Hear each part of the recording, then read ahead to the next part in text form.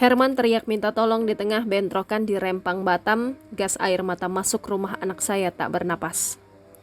Di tengah bentrok yang mencekam, ada seorang pria berteriak sambil berlari ketakutan menggendong anaknya bernama Algifari Herman keluar rumah.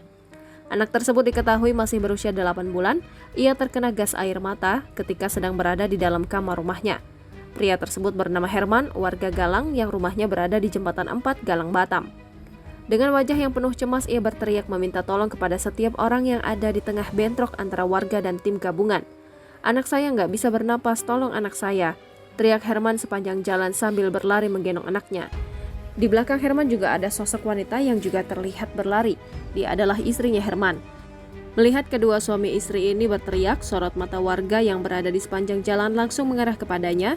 Begitu juga seorang anggota Brimopolda Kepri. Ia langsung menolong Algifari yang sedang digendong ayahnya.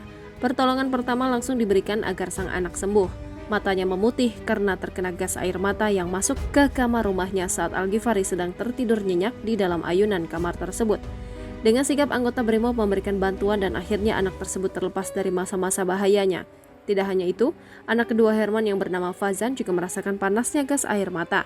Saat itu, bocah 5 tahun tersebut juga berada bersama adiknya di dalam kamar. Beruntung kedua anak Herman bisa segera diselamatkan karena kesigapan Herman membawa anaknya untuk meminta pertolongan. Jangan lupa subscribe, share, komen, dan like ya!